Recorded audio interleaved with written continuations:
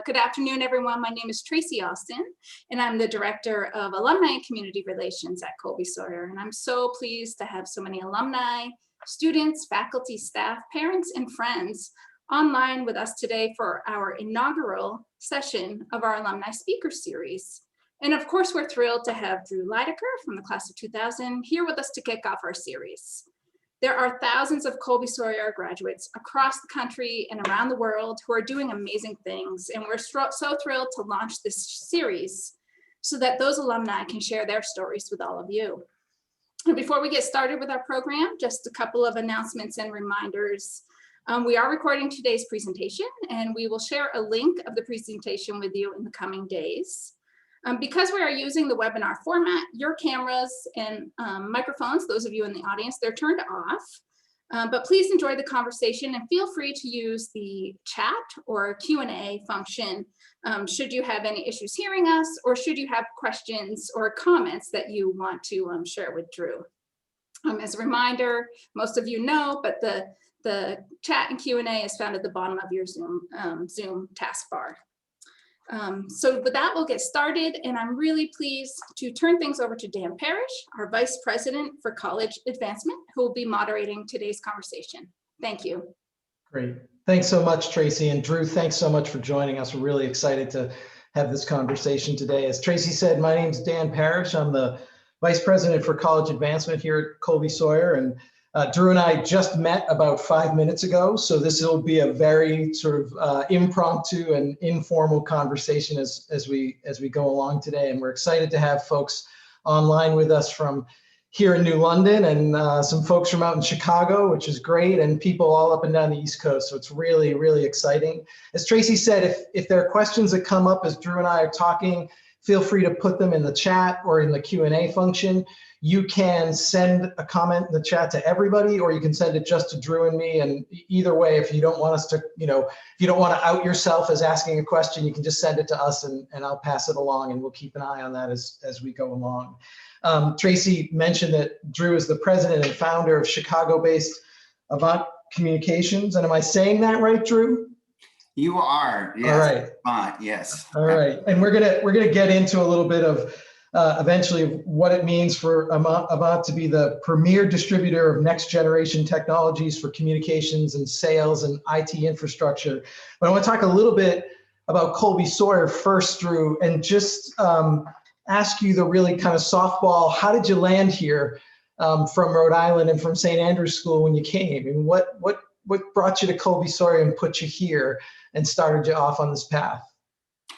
I was thinking about this question, figuring you were going to ask me this, and I was struggling with what version of the story should I tell you, because there's hilarious ones, and I don't want to be disparaging to any other school, academic New England school out there, but I got there by luck, and I say that in the fact that there was a time in my life, and some people that are listening right now that know me are going to laugh because they definitely didn't know this, but I went to Outward Bound when I was in school, and I decided I was going to be a forest ranger. I was hell-bent I was going to be a forest ranger. All right. And we decided to go and look at schools. We had our Colbys, and then we had our forest ranger schools. And I can remember, without naming the school, driving into one of these schools way up in the middle of nowhere, Maine. And my mother and I and my dad were driving in, and I can remember seeing kids throwing axes on targets on the center of the campus. And then I looked over to the left, and I saw the housing was in mobile homes. And I said to myself, maybe I want to go to school for business. All right. And we drove in, we drove out, and I can remember, and I know my mom might be even listening right now, but I can remember we drove to Colby-Sawyer, and I can remember driving in and going, and I know a lot of people have felt this way, including my wife, this looks like home. Yeah. I mean, the story didn't end there, but I think it was, I was very fortunate. I found it. I felt like this was me. I knew that I needed a smaller school just because that was just who I was. I was used to that. And then when I started to meet everyone, Rick Ellis, who at the time was an alumni and really kind of took a chance on me, but like was he coaching tennis then? Was Rick your tennis coach? He was. Rick was the tennis coach, the new tennis coach, and was hell-bent on making Colby-Sawyer a tennis school. And I think, thankfully, tennis helped me get into Colby-Sawyer. And we had one hell of a team. And from what I've been told, ever since, it has been one hell of a team, which is super awesome. Barry, your coach, emailed me today with pictures of the team at my parents' country club in Rhode Island, winning a tournament there on their grounds, on the grass court with the whole team. Sent me the picture today. So shout out to Barry, by the way. I can't wait to introduce myself to the team as well. He has continued that tradition for sure, and it's such a record of success from just before your time here in the mid 90s, with the first few teams, and then it really picked up with your group. It's such a great record, and it's 20 years of success. It's terrific. It's funny. Ramsey, who was on my team, he was number one. Brett Gady, who was number two on our team at the time, they're still playing. They're still pros. So it's kind of an amazing story, actually, and I root those guys on every year. That's great. So you went from the high school, you thinking maybe I'm going to be a lumberjack. You major in business management at Colby-Sawyer. Are there, these stories probably change in your own head over time, and your view of it now is probably very different. But are there pieces of that academic experience at Colby-Sawyer? We can talk a little bit about the outside of the classroom experience, which I think really molds so much for people, but pieces of being a business management major that really stick with you, or that you use as stories and examples for people? Are there things that stand out about, Tony Quinn or other faculty members and their impact and the way they came at it? I mean, I hope there are current students listening at the moment, and maybe your parents as well. Because there's probably not a week that goes by that I don't have a flashback, a moment. Like recently, for instance, I just did a reorg of the organization. We've been going through hyper growth mode, and I needed to move everyone on the bus, needed different seats on the bus, needed to hire more folks. And I can remember Leon had a class where we had to build a product, a company, and we were evaluated in like a simulator. And I can always remember that of being just one of these kind of like amazing moments in school, that I really enjoyed the subject. I really enjoyed building, that company with a team that I had. And I can remember a couple of the people that were on my team were super brilliant. And all of us had different aspects that we brought to the table, and we did pretty well. In that moment of building that company, going through the simulator, getting the grade at the end, I can't remember how long it was. It was a month or two that, we kind of went through this. And I can remember it distinctly, like I was sitting there around the table. We were making moves and changes that we know could affect the company, could be successful. We might not be. In those little tweaks, those little valves or whatever we were moving, would ultimately be what our grade was. And I can tell you that those stories and those moments of doing that with your peers, they're no different than when you graduate and you do it on your own. I mean, they're really no different. And so my point in saying it is, be mindful of that. Like, be mindful of those opportunities, like soak it in, like understand, like, the world that you're going to graduate into, it's not as scary as you make it. It's just like that comfort of Colby, but just embrace the new world that you're in, but rest on some of the things that you learned from the Tonys, the Leons, the closeness of the program, the extra help that I had, you know, to the kids that helped do my homework at school, thank you to anybody that's listening that did, right? You know, I think I go back to those memories all the time. Do microeconomics play into what I do? No. But learning and getting that report done and sitting with Tony and having those conversations and learning in a different way sometimes than outside the class, all of those little lessons will continue on in your career afterwards. That really human scale that you had in that class with Leon, there's 5 of you running a company, or that exchange with Tony where you're one of 20 or one of 10, not one of 100, that human scale is what stays with you as opposed to microeconomics, the actual content in the class. That has an impact.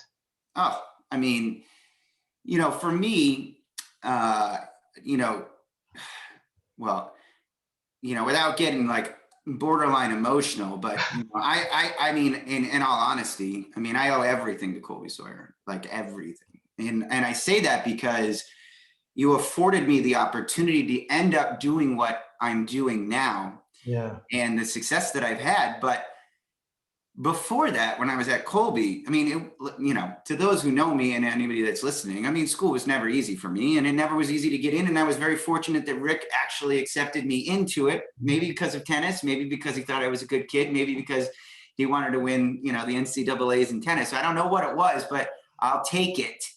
And my point in saying it is that no one let me fail. Yep. And, you know, that's something, that lesson, as you become successful or do other things, I've flipped that around and incorporated that into my life. Like Tony would say, I mean, probably I think you were going to ask me at some point in time, potentially what, you know, is my most memorable moment. Yeah. And I've been thinking about it because I have so many amazing moments, but definitely the time where I was probably on some type of academic probation of some sort, and Tony telling my parents, listen, we just need to get him out of here, because once he's out of here, he's gonna be okay. I promise you that.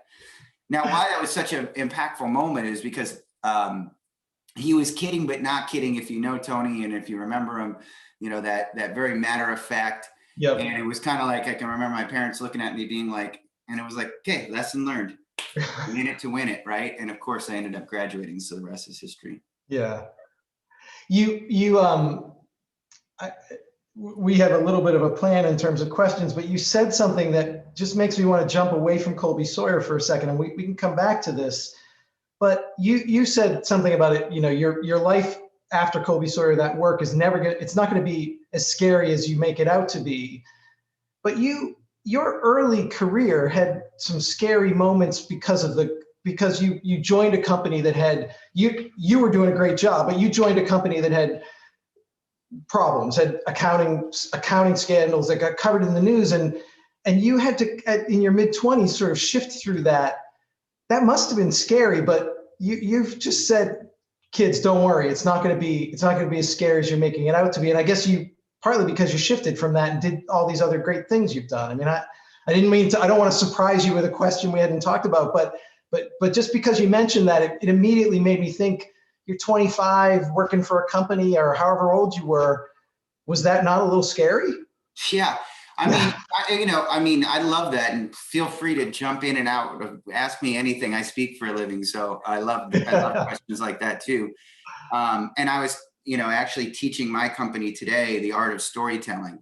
Mm-hmm. And you know, I think I had mentioned to you prior to getting on here, I think I'd been on since almost 7 o'clock today, just on Zoom. Yeah, just teaching the art of storytelling. But I kept bringing you guys up. I kept bringing Colby up. I kept bringing my school up and how excited I was to be here today to do this with you. Yeah. But life is about stories, and you're going to go through some things there. You know, WorldCom was the name of the company that you're referring to. Yep. And yes, I was recruited after school to go and work for WorldCom.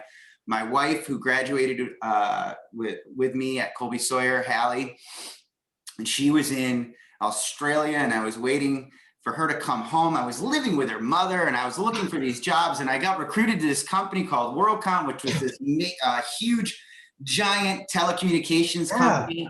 I went through an insane amount of interviews. I landed the job, and it was like a roller coaster of everything you could even imagine. From 9/11, I was, my first office was right at O'Hare, where we watched planes fly in every day, and then to see that disappear, to be a part of that, that's a whole nother story. But then to be a part of WorldCom, which you are right, is the largest fraud business case in history of the world, was super surreal. Like, to the point where my parents would often say, you could go to Harvard for your MBA and you still wouldn't learn what you've learned by going to WorldCom, which was a real high. I had an amazing career there, and then the rug got pulled out from underneath us. The reporters were outside, we knew it was a big deal. But I think, like anything, to be honest with you, there was going to be a great story behind this. And I was young and I was just getting started. And what really hurt, I knew would lead to something else. And so what I would tell everybody, all graduates and the ones that, are still there today listening to me, cherish your stories and refine your stories, but realize everything changes. And the only constant in life is change. And if we all know one thing, the rate of change, and I say this all the time, it's happening faster and faster and faster and faster. It's a new world almost all the time. So the ability to reinvent yourself, the ability to find some other opportunity, the ability to share that story, to find another opportunity, it's there. So luckily I was young, and that kind of paved the way. Yeah.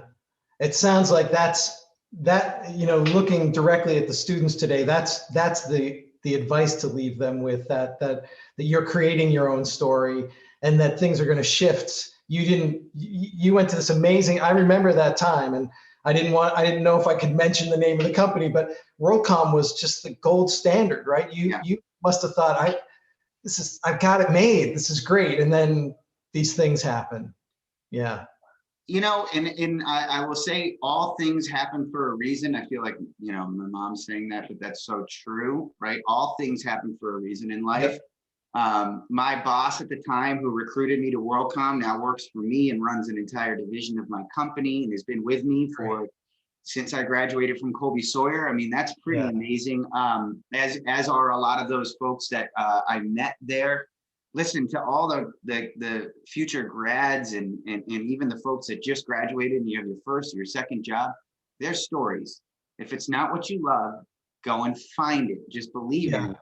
But make sure that you soak up every bit of that story, because no matter what you do, no matter where you go, no matter how bad it is, no matter what life gives you, there will be the ability to recover from that and then share those stories, and then no pain, no gain, right? So WorldCom was a painful experience, but it ended up being a tremendous asset in my rest of my career, really. Yeah. You, let's talk a little bit about Avant. So I'm gonna for a second, I'm gonna put my reading glasses on here, and because I know nothing, and I'm not in tech, I'm gonna, Avant helps its partners navigate how to enable, deploy next generation technology, drive sales, drive growth. So that sounds fine, but tell us a little bit about what does Avant really do? What's the mission? What's the role? And then we can talk a little bit up to being a founder. And it sounds like you probably were going to be a founder no matter what. At some point you were going to start a company, and this is the company you started. So Avant today, just, I read something that's off your website, basically. What does that mean? What does Avant really do? And what's its place in that part of the market? Yeah. So, by the way, for everyone, explaining Avant for even me is not the easiest thing for everyone to truly understand, but I'll give you the layman's terms. Well, you all know, you've probably seen at Marriott. Are you guys still Marriott, by the way? Is it still Marriott? We're not Marriott anymore. Okay. No, but that's okay.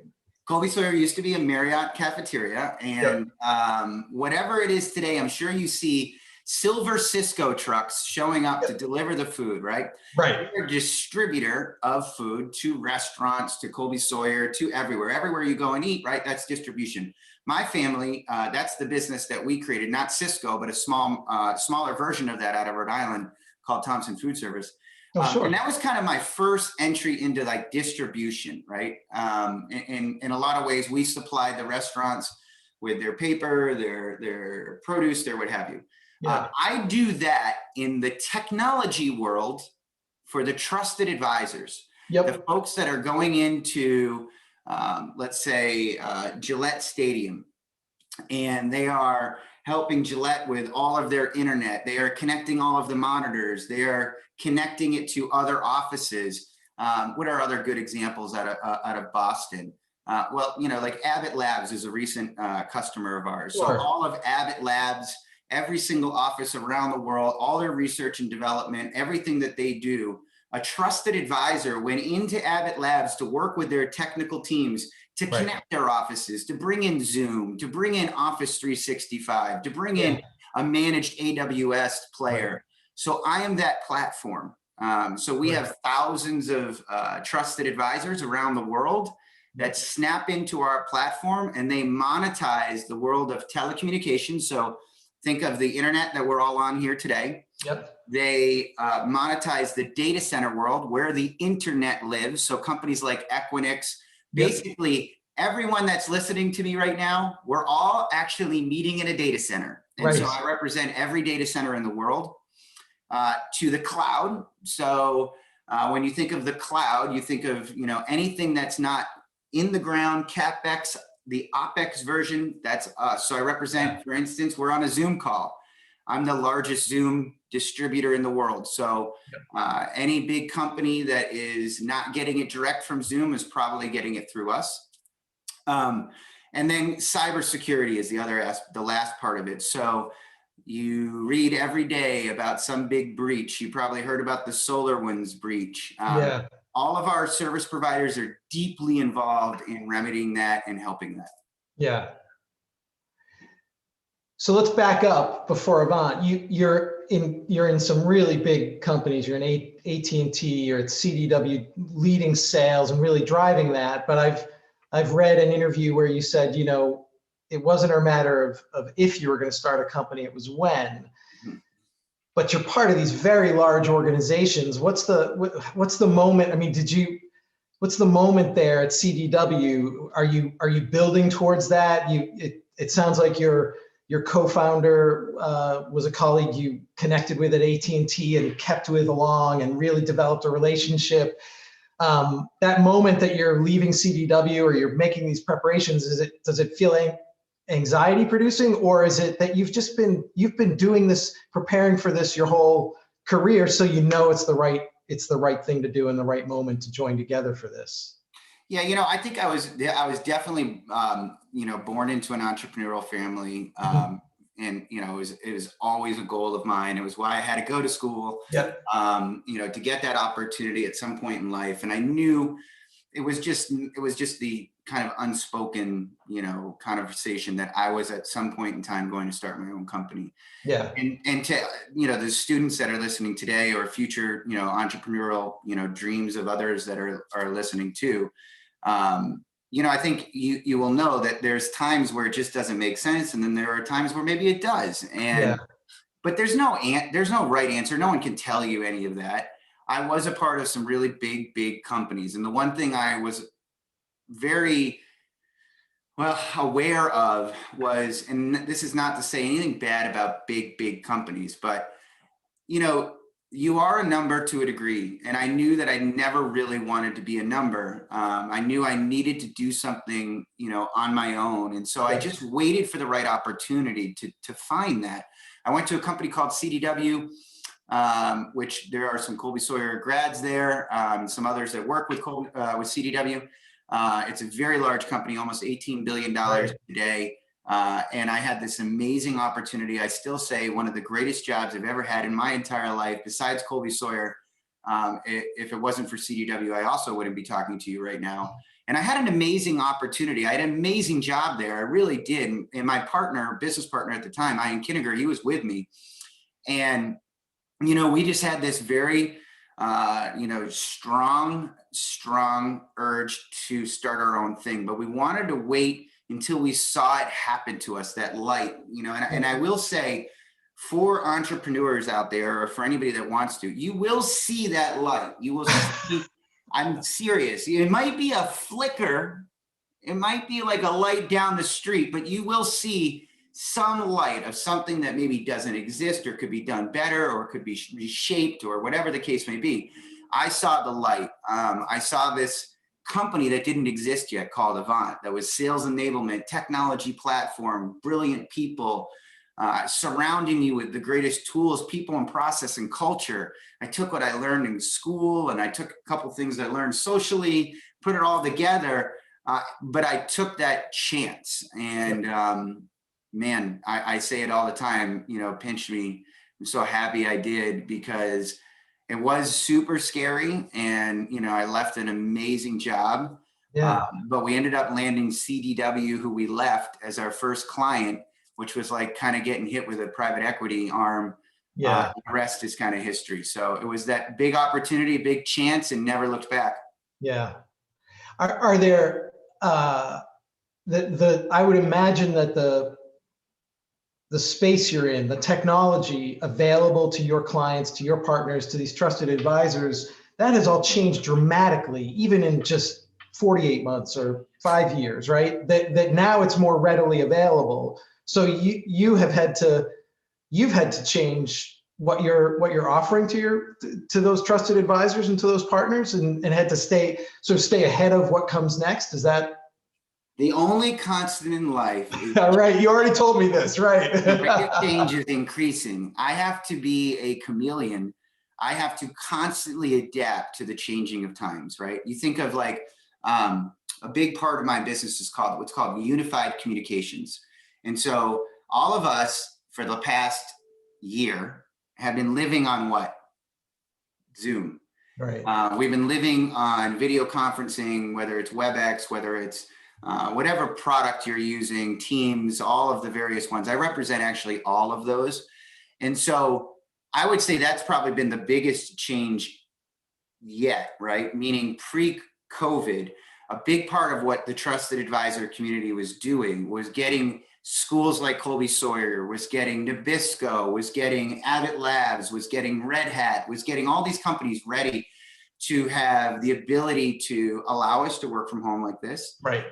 To allow us to use applications that lived in the cloud, not necessarily in your data centers, to start to make that transition from on-prem technology to the cloud. And so everything, this is kind of a funny thing, Dan, I meant to say to you earlier. Do you know that I virtually, until Zoom and some of the unified communications of the phones and what have you, I never ever saw what I sold. Because everything that we sold was virtual, right? Right. And so we never saw any of it. And we were the platform just making sure that it was a huge component of growth for the service providers. And we've grown to now become the largest partner with companies like Zoom and Ring Central and 8x8 and Equinix and Rackspace. And all of these leading technology service providers are all part of my ecosystem. And so to answer your question, I have never, ever seen the rate of change. I used to joke about it, and I give futurist talks about it. And I would joke that, 5 years ago, I would joke, I'd say in 2021, the speed of change will just blow you away, never knowing there was going to be a pandemic, never knowing that everything was going to change, right? No longer will we all be going back to work 5 days a week and everything is going to be exactly the way it was. It's over, right? I've made an announcement that I'll never, ever, ever open another office. We'll have Chicago, Texas, and London, and that is it. And so that world, to your point, is changing so fast. So it's my job, our company's job to help them navigate the confusion that disruption is giving everyone. And disruption's a good thing. Zoom is a disruptor, right? If anybody, Zoom came out of nowhere and is one of the most powerful, largest companies on the planet. Eric Yanni's an amazing guy. He's a friend of the company. He's a multi-billionaire now. And all he wanted to do is just create a great product. And he's done that. And so, yeah, we have to keep up with that pace of change, which is pretty difficult. Yeah. So we have some questions coming in the chat. You brought up COVID, so I want to. There's a couple. One we had earlier that we received earlier, and then we'll start working our way down through the chat and some of the questions. But you've talked about how COVID and how the pandemic has impacted your business model and just everything that's happening around you. It's impacting the way everybody works. It's also impacting morale and just fatigue. And you just said you've been on Zoom since 7 o'clock this morning. It's a long day. As a leader, how do you set the tone for others and for other leaders in the organization to just check in on people? How do you keep that up? Keep the energy up. I've seen that folks refer to you as or maybe you refer to yourself as the chief executive evangelist, and that's a lot of pressure, leading the company. What the personal part of that, besides the changing business model, just the personal part of that for your team, how do you set the example to keep that energy up through all this? I think it's just, well, one thing I excelled at Colby-Sawyer was I did pretty well socially. So thank you for teaching me my lessons there. I kid, but I could make friends, and I had the best group of friends, and I met my wife there, and I really understood socially, how to excel. And I think that I've tried to keep that my whole life. I'm a personal person. I love being personal. I love culture. I thought Colby-Sawyer had amazing culture, and I wanted to build amazing culture in my company too. And I think every great company has an amazing culture. Every great school has amazing culture. I think it's what's made Colby-Sawyer so successful. And so that has been the hardest part of the pandemic. Obviously, our culture, we started in a house. It was called the Avant house. We rented this big mansion in 2009 when the market tanked. Yep. And we converted it into a business, and it was called the Avant House. It was awesome. I mean, all different bedrooms were turned into corporate offices and boardrooms, and we had a golf net out in the back. It was so cool. People still refer to it today, and we've always had really neat offices, and we've had amazing culture. As a matter of fact, I believe we've lost 4 people in 11 years. Wow. We'll have close to 200 people by the end of this year. So that's a testament in our culture. But it's the hardest part. And I would say this, this stinks. Like this stinks. We all know. But it is what it is. Just all of this. But it'll be over, right? Yep. We're in the 9th inning. There's 3 outs to go, and life will be like nothing you've ever seen. It'll be like the 1920s, the Roaring 20s, I believe, in 2021 and on. It'll be like after World War II times 10x in terms of the celebrations and what have you. And I think whatever you go through will make you stronger. But to that point of the culture aspect, you've got to do the hard things. You've got to do the extra heavy lifting. You've got to do the extra reach outs. You've got to do the extra, virtual meetings, the extra personal note, the extra motivational here. And be unbelievably vulnerable and be like, this sucks. And, we're going to get through it together. And when we're done, the pain that we will go through will be so unbelievable that we will be a 10x company when we're done. Yeah. And so it's trying to keep that mindset through hyper growth and all of that. That's been the hardest part of my career. Yeah. If you really, want to know that question, that has been the most difficult part of this, but there's no silver bullet. It's just doing a little bit extra, reaching out a little bit more, holding people close, being empathetic to what people are going through right now. This has been a challenge for a lot of my employees who are stuck on Zoom for 7 hours a day. Yeah. And just keeping that, it sounds like as you've grown from the house to the 200 who are around the world, keeping that at the forefront every day, just reminding yourself of that. Yes. And I just recently had Bhante Sujatha, the happiness monk, come and talk to my employees. And I thought he dropped one of the funniest things I've ever seen. First of all, he's about 4'5". He never not has a smile on his face. He's 46. He started to become a monk when he was 14. And he gets on and he says to everybody, so I hear you've got Zoom fatigue. I hear you've got, the blues of being inside and being a part of this technology revolution and hyper growth and incredible. I heard you got pizza. Everybody in the whole world got pizza last night. He goes, I want you to come with me to Sri Lanka. And I want to show you what Zoom fatigue really should look like.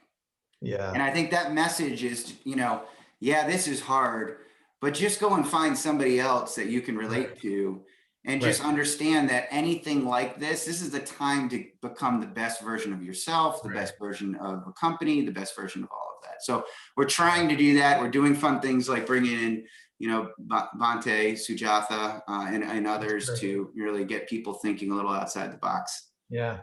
Hey, your pal Beth Camp has a question, and it's related just to the moment in time that we're talking about.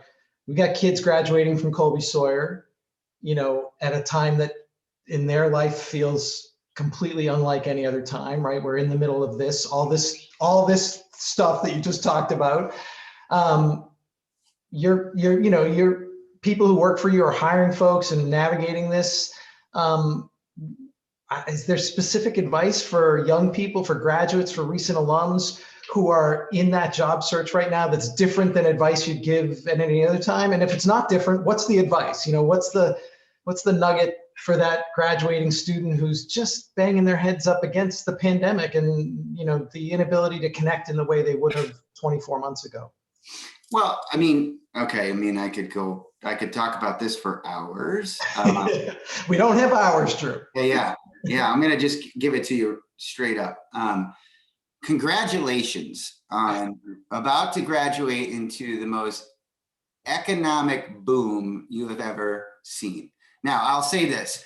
Not all industries are doing great. There are certain areas of this businesses of, whether it's retail, whether it's some, the restaurant industry and other hospitality industries that are absolutely on the ropes, and there's no doubt about it. Right. But to the grads, there are other industries, you look at my great partner, Zoom. They can't, and I can't, we can't, and our industry can't stop hiring great talent. Yeah. So let me just say this though, and I want people to be really, really, really listen to this. A lot of people often say, go and do your passion. Go and do what you're so passionate about. And I would say, no, go do what you're good at. And, I really feel like people that say, go do your passion are billionaires already. Go do what you're good at and be open-minded. Like, I didn't graduate from Colby-Sawyer saying I'm going to get in the telecommunications industry. Yeah. I fell in love with, the internet. I did. I ended up falling in love with it. I fell in love with the technology. I could see where it was going. I loved being a part of that. But that's all by chance. Yep. And so my point is, do what you're good at, be open. And then if you're really out there searching right now, go and see what's super, super hot. And there are areas of this economy, of the technical revolution that we're a part of, that are nuclear hot. And to some of your Colby-Sawyer future graduates, we're hiring. I just announced we're hiring another 50 folks in the next, couple months, and we'll probably get another 100 going into next year. And so I'd love to see some Colby-Sawyer grads throw some resumes over. Great. One of our alums who submitted a question, actually, he's a member of the board of trustees, also submitted a question before when he registered. We've all, any of us who's checked you out on LinkedIn has seen we're hiring rock stars. Yeah. Got right to that question. He's like, what does that mean? And what does the young person graduating from Colby-Sawyer, what do they need to think about to be the right kind of hire? What's the piece, whether it's skill set, whether it's attitude, what's that recent college graduate or that young person who's coming through a sales job right now and taking the next step? Yeah, What's I would say, star? A rock star to me is, that person when they leave, when you make an impression on somebody and you walk away and you're like, that was a rock star. Right? you make somebody else feel that you just met them, or you want to be a part of what you're doing. Hustle. I went to the school, Providence Country Day, for Colby-Sawyer in Rhode Island, and I had this baseball coach, and he was amazing. He was a very inspirational person to me, and I made one of his elite baseball teams, and the t-shirt, our practice t-shirts, just said hustle. And at the time, I never really paid attention to it. Sure. But today, I give this award to all of my employees called the Hustle Award. And I make them take our logos in A, and I make them, when they win a Hustle Award, I make them put it on their laptop, on the front of their laptop, kind of like an Ohio State Buckeye or a Michigan Wolverine, right? And I do that on purpose because I want customers and people to say, what's that A on your laptop? And that's a Hustle Award. I was recognized by my peers for hustle. So first and foremost, to Colby-Sawyer kids, you can't knock the hustle from someone. So like, if nothing else, hustle hard. Like, show people that you hustle hard. That's a rock star kind of, mentality, right? The other one is make yourself be known, stand out, use inflections, your voice, the art of storytelling that I was telling people today. When you explain Colby-Sawyer and where you went to school, have it be like a drive-in movie theater that popped out of your head and everyone can see, they can feel it. That's a rock star. Great. And it's also just somebody who wants to learn, wants to be a part of energy, is very aware of the current situation and ready to just, become whatever that company wants. If you have all of those qualities, you're more than likely going to get hired. And then never lose it, right? Don't just get the job. And then flatline. Keep 10xing, right? Your goals bigger and bigger and bigger and bigger. And hopefully you land someplace, higher than you could ever imagine. Yeah. And if you go back to your first piece of advice, chase what you're good at. You're going to get into that. You're going to get that reinforcement. That 10x attitude is going to keep building. It's a really great, it's a nice progression there. It's a great story. You could chase your passions, in life. It almost led me to become a forest ranger. But I was a really good sales guy. Yeah. And, I, from Colby-Sawyer, learned how to learn. And then I put those two together, and telecom wasn't my passion, but it became that. I think that's a really, I've heard this from other great successful people, and it's so true. It's so true. Do what you're good at. Yeah. I'm going to shift gears a little bit because another question in the chat that happens to come from my boss. It's not the only reason I'm asking the question, but it's a great question in terms of your career. Can you share a moment that stands out, a moment as a leader that makes you most proud? Oh yeah. It may be hard to nail one down. I know there's. No, this came quick. It was definitely my 10-year anniversary. I had nothing to do with the planning, the prep, the anything of our company 10-year anniversary. And, to have my wife be able to, see everything that we built, everything that we did, we've been running hard since 2001. Yeah. Ever since I graduated from school, I've been putting it in. And Hallie, my wife, has, obviously Colby-Sawyer graduate as well, been a huge part of my success. Like, honestly can say, besides Colby-Sawyer, besides CDW, besides my wife, I also wouldn't be talking to you. So for her to have the 1,000 people come and talk about what impact I and the company has made on their lives, to have that party, that celebration, to make it to 10 years, to have the success that we had made. It seemed like it was yesterday that we just opened up. Unequivocally, I can't wait for the 20th. That's great. Yeah. And I'm struck by, in all this time, your comment about maybe you've lost 4 employees over that time as you've grown from 7 to 70 to 200. that's a remarkable testament. I mean, it's a reflection of what you just said about that celebration, right? You look around at these people who've hung in there with you and have appreciated the check-ins and the outreach and the motivation. It's great. Well, it also might be a weakness too, Dan. You know, I love people. You know, people have been very loyal to me. They've given me, Colby-Sawyer's given me many chances. So I'm learning too, right? Yeah, I'm pretty damn proud of the fact that I've basically had, and the 4 people that really are no longer, one's in Spain and one's, you know, they've moved away. They had other things that they needed to go and do. So, you know, I'm learning though over time that I'm also a pretty nice guy and I like having that around, but to be the true business entrepreneur, leader, Wall Street guy, sometimes you can't be that. So I'm learning that delicate balance. That's my, you know, that's where I'm at right now. It is definitely one of the things I'm most proud about for sure. Yeah, that's great. I want to make sure I sort of do justice to these questions. So some of them I'm trying to get a sense of, you mentioned the security breaches before, and, you know, some of the things that happened over this past year that we saw in the news. And how does that come back to Avant in terms of your job? I mean, does that create just, you know, unbelievable reactive response? Or if you've planned for it, if it's not reactive, is it just a huge burden all of a sudden that the company has to turn its attention towards? Or are you outside of it a little bit? How does it impact what's happening to you every day? Yeah, so that's a brilliant question, and it's definitely a fun one too. I mean, cybersecurity is wild. It's like right out of the movies, and whatever everyone here thinks about it, it's like 10 times worse than you could even imagine.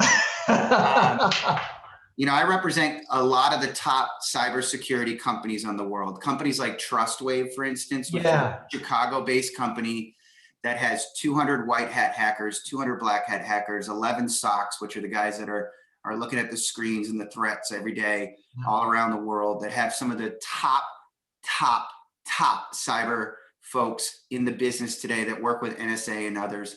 They're a managed cybersecurity provider. So let's just use Nabisco. So if Nabisco is utilizing Trustwave with us, Trustwave is monitoring and managing all the threats and all of the you know, breaches and everything that's happening. And if a big breach like the solar ones just took place, they're mitigating that. They're cleaning it up. They're doing the diagnostic, the reports, all of that good stuff. And so Avant in and of itself, we do not personally get involved with the firms. It's our service providers that are. And the question I think you asked me is, when you all see the breaches and the problems that are happening with a lot of companies, the ransomware and all the other things, it is actually, unfortunately, but fortunately, a great opportunity for us as well, because I represent all the unusual suspects that can actually go and fix those problems. And so the world is changing. So for instance, the only rate of change is, you know, you used to go and build or buy firewalls. Colby-Sawyer, when I was at Colby-Sawyer, they probably had some old firewalls and they had a couple people IT overlooking those firewalls and the logs and blinking lights and all that good stuff. Well, today, you can't just rely on that, right? You have to rely on other people in all places, and it's growing and growing and growing, and its severity and the different things that are happening. And so it's exploded into this new world. I happen to represent what's called the MSSP movement, which will be about a $53 billion market over the next 5 years. And it's essentially other folks managing and monitoring your security for your firm. So from our standpoint, unfortunately, breaches and the bad guys are good business for us. It's never probably going to go away. It's probably going to continue to keep changing and be different. But yeah, our service providers are the ones doing the heavy lifting. Well, you said that was a brilliant question. So we need to give, I don't know Ann's last name, but we need to give Ann, who started the seed of that question, credit for that. She went back to where you were talking about never opening another office and maybe having, you know, your office is less populated and people working at home. How do you picture that? You know, are folks going to be working from home? Are they going to be working around the world? Are you going to have some folks in locations you've never had before because they can just be anywhere? Yeah, a little TBD on that in terms of what it's going to look like. I'm super open to it. It's still a very fluid thing. And I think every company is kind of like that right now. We're still all trying to figure it out. I could tell you that we used to be those staunch owners that was like in the office around us, feel the energy. You can't be good unless you're right next to each other. I got to be able to walk down the hall and stick my head in your office, and yeah, yep. And we were wrong. Just, ate our own dog food. You weren't wrong. Things change. Yeah, they did, but we were wrong. I'm going to admit, because the productivity now, right? If you think about it, the way I'm talking to you all right now, this is your new Fifth Avenue office. Right. So this is all going to change how you interact with me. Like even you getting on today, Dan, and telling me how the chat worked, which obviously I obviously know, but like you knew it pretty darn well, like you worked for Zoom, right? Because Zoom is the new Kleenex of your window into virtually communicating. So what we have found is that the productivity of the everyone working from home, the ability to live anywhere, the ability, I call it now work from anywhere. It's really work from anywhere. One of my clients has done this hilarious, he's a big hunter, and he shows the power of unified communications in the cloud while he's sitting in his deer blind, not finding any deer, but holding all of his meetings. He is holding all of his virtual meetings. He's doing his face-to-face. He's talking to his clients, and he's getting more productive, but he's freezing in a deer blind. I thought that was kind of hilarious. But you'll see more Zoom towns. You'll see more areas. It'll be a boom for, different places. I'm sure New Hampshire's benefiting from it tremendously. Very much. Yeah. And it was, she added the comment, you've probably seen it. It was Ann Hall, class of 67. So to give her full credit for that set of questions. Gail York had some nice comments that weren't posted for the whole audience, but just, I will echo what she has said. Your great enthusiasm. It's just been really, really fun to see how excited you are about what you're doing. And frankly, for all of us here, really encouraging to see, how enthusiastic you are about your experience at Colby-Sawyer. I mean, you met your wife here. A lot of great things happened here. And it sounds like there are pieces of that experience that 21 years later, and it has been 21 years, which is probably a little scary, have stayed with you. And that's just really, it's really wonderful to hear. It's really great.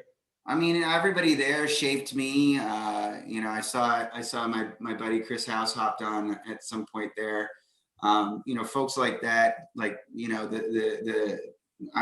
everybody, all my friends, the upperclassmen to the underclassmen. I keep up with Colby-Sawyer, the community. I owe everything to it. And I urge any alum that are listening to give back. Give back to this school, keep this thing going, keep this legacy going. Because it's such a special place. And to me, I would be, obviously, I don't know what I would be doing without it. It's great.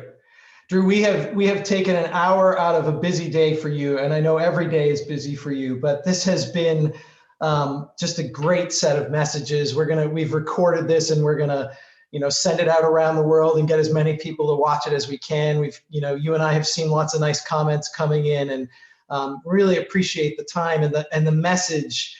Both about Colby-Sawyer, but also just about, some really responsible ways to be a leader and to check in with people. And it's, I don't think that being nice is a fault. And you started to say, well, there's a potential weakness there, but you've really shown us that kind of human side of leadership and the way to grow a company. It's been really terrific, and we're grateful for the time. Really appreciate it. Well, I appreciate it. I miss everybody at Colby-Sawyer, and to all my friends that are on here. I think my mother's on here. I just appreciate you guys. And so thank you for having me. I'm glad to be one of your first on the alumni series. That was a blast, and thanks for the questions.